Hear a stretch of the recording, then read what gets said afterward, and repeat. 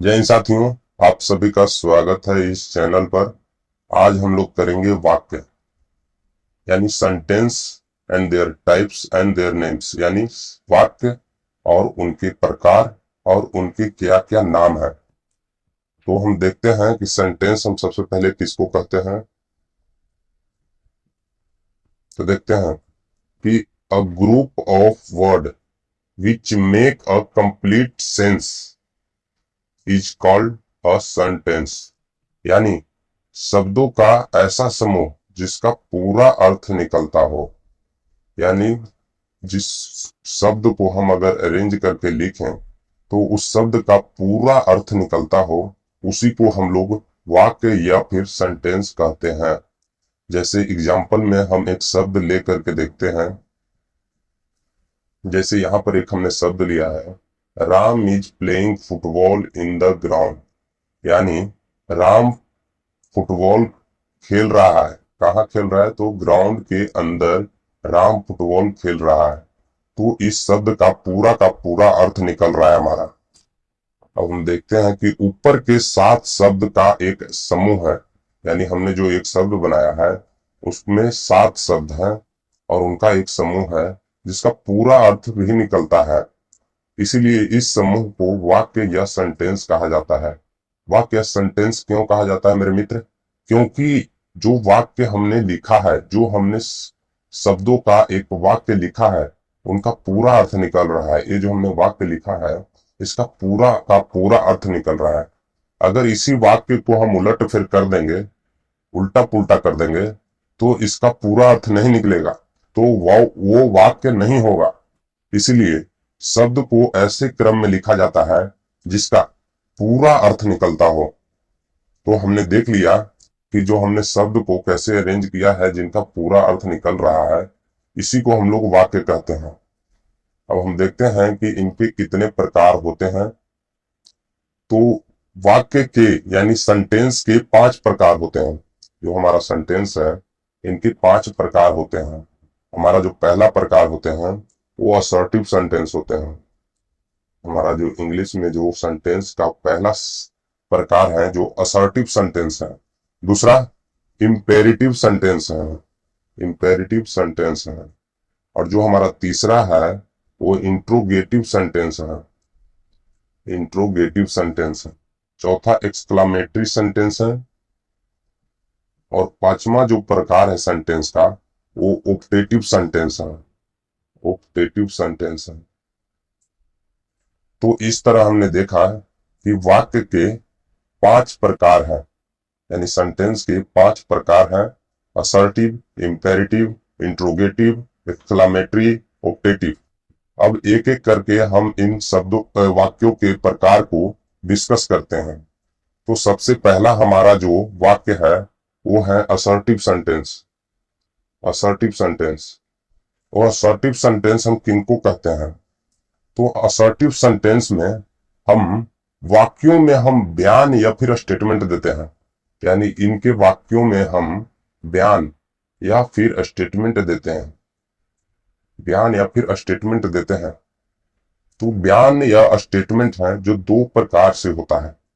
Assertive में जो बयान और स्टेटमेंट है वो 2 प्रकार से किया जाता है। वो हम देखते हैं कि किस किस प्रकार से किया जाता है। तो हमारा पहला है जो अफर्मेटिव स्टेटमेंट हो गया, अफर्मेटिव स्टेटमेंट हो गया। और दूसरा है जो निगेटिव स्टेटमेंट हमारा हो गया। अब हम देखते हैं कि अफर्मेटिव स्टेटमेंट किसको कहते हैं और निगेटिव स्टेटमेंट किसको कहते हैं। तो जब हम कोई बात हाँ में कहते हैं तो वह एक अफर्मेटिव स्टेटमेंट होता है। जब कोई भी बात अगर वो हाँ में हम लोग कह दिए तो वो अफर्मेटिव स्टेटमेंट हो गया। जैसे Ram sleep, Ram sleep, Ram play football, इन सब में हाँ ही है, ना बीच में नहीं लगाया गया है, इसीलिए ये अफर्मेटिव स्टेटमेंट हो गए। अब हम देखते हैं आगे कि ऊपर के वाक्यों में बात हाँ में कही गई है और एक अफर्मेटिव स्टेटमेंट दिया गया है। और जिन वाक्यों में अफर्मेटिव स्टेटमेंट दिया जाता है उनको अफर्मेटिव सेंटेंस कहते हैं। जिन वाक्यों में अफर्मेटिव स्टेटमेंट यानी कोई भी बात हाँ में कहा गया हो उनको हम लोग अफर्मेटिव सेंटेंस कहते हैं, अफर्मेटिव सेंटेंस कहते हैं। लेकिन वहीं पर हमारा निगेटिव स्टेटमेंट क्या होता है, तो निगेटिव स्टेटमेंट हमारा जब कोई हम बात न में कहते हैं तो वह एक निगेटिव स्टेटमेंट होता है। जब हम कोई बात न में कह दिए तो वो हमारा निगेटिव स्टेटमेंट हो गया। जैसे हमने ऊपर देखा था अफर्मेटिव स्टेटमेंट में कि कोई बात हम हाँ में कहते हैं तब वो जा करके अफर्मेटिव स्टेटमेंट होता है। लेकिन निगेटिव में उल्टा हो जाते हैं, बीच में नोट लग जाते हैं, यानी कोई भी बात नहीं ना में कहा गया हो। जैसे राम डज नॉट स्लीप, ऊपर राम स्लीप था ओनली, तो वो बात थी हाँ में कही गई थी। लेकिन यहाँ पर राम डज नॉट स्लीप यानी राम नहीं सो रहा है। उसी तरह Ram does not play football, Ram नहीं फुटबॉल खेल रहा है, बात नहीं में कहा गया है, इसीलिए ये निगेटिव स्टेटमेंट हो जाता है। अब हम देखते हैं कि ऊपर के वाक्यों में बात ना में कही गई है। हमने देख लिया कि कैसे ना में कही गई है ऊपर के वाक्य में, और एक निगेटिव स्टेटमेंट दिया गया है। हमने एक निगेटिव स्टेटमेंट दिया गया है यहाँ पर। और जिन वाक्यों में निगेटिव स्टेटमेंट दिया जाता है और जौन सा भी वाक्य दुनिया का कोई भी वाक्य हो, अगर उसमें निगेटिव स्टेटमेंट दे दिया यानी बीच में नोट लगा दिया तो उनको निगेटिव सेंटेंस कहते हैं, तो उनको निगेटिव सेंटेंस कहते हैं। अब हम आगे देखते हैं कि जब सेंटेंस हम लिखते हैं तो उसमें क्या क्या होता है, असर्टिव सेंटेंस में क्या क्या होता है, निगेटिव सेंटेंस में क्या क्या होता है। जैसे हमने देखा कि राम स्लीप, तो राम स्लीप यानी राम सोता है, तो राम क्या हो गया इसमें, राम हो गया जो डूअर हो गया। डूअर का मतलब होता है करने वाला, यानी जो काम को कर रहा है वो हमारा डूअर हो जाएगा। और राम कर रहा है हमारा, क्योंकि राम ही यहाँ सो रहा है तो राम डूअर हो जाएगा। और उसी तरह स्लीप है, स्लीप स्लीप यानी राम क्या कर रहा है, राम क्या कर रहा है, तो राम सो रहा है, तो राम एक ही कार्य कर रहा है, वो कार्य कर रहा है सोने का, तो सोना हो जाएगा, वो एक्शन हो जाएगा यानी कार्य हो रहा है, कार्य हो रहा है। तो आगे हम देखते हैं कि राम प्ले फुटबॉल, तो राम क्या हो जाएगा, राम हमारा आज डूअर है क्योंकि यही एक्शन कर रहा है, यही खेल रहा है राम, तो राम हमारा डूअर हो गया। उसी तरह प्लेज, प्लेज क्या हो रहा है, प्ले यानी खेलना, तो खेलना क्या होगा, एक्शन हो गया, क्योंकि राम क्या कर रहा है, राम खेल रहा है, तो राम प्ले, तो राम क्या खेल रहा है। अगर यहीं पर एक सवाल पूछ दिया जाए तो राम क्या खेल रहा है, तो राम फुटबॉल खेल रहा है, कोई अतिरिक्त वर्ड आके लग गया है कि राम क्या खेल रहा है, तो राम फुटबॉल खेल रहा है, तो फुटबॉल हमारा हो जाएगा सफरर। राम हो गया हमारा करने वाला, तो डूअर, क्या काम कर रहा है राम, क्या एक्शन कर रहा है, तो खेल रहा है, तो राम प्लेज हो गया हमारा एक्शन, क्या खेल रहा है, तो फुटबॉल, एक अतिरिक्त वर्ड लग गया है तो सफरर हो गया ये।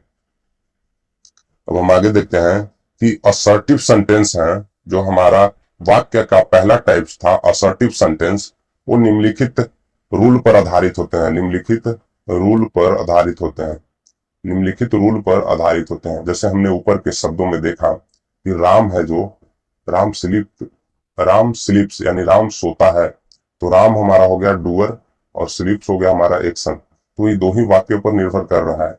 इस वाक्य में एक डूअर होता है और प्लस एक एक्शन होता है। असर्टिव सेंटेंस में एक डूअर होता है या फिर एक एक्शन होता है।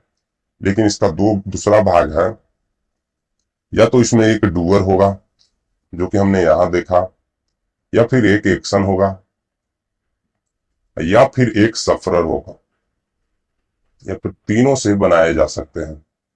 एक वाक्य में या तो एक डूअर होगा या एक्शन दोनों होगा, या फिर कोई वाक्य में डूअर एक्शन सफरर तीनों होगा, तब वो जाके हमारा असर्टिव सेंटेंस बनता है, और इसी को हम लोग असर्टिव सेंटेंस कहते हैं। अब हम अगला करेंगे इंपेरेटिव सेंटेंस। तो इंपेरेटिव सेंटेंस को हम लोग कल डिस्कस करेंगे। अगर आपको वीडियो पसंद आया है तो वीडियो को शेयर कीजिए और चैनल को सब्सक्राइब कीजिए।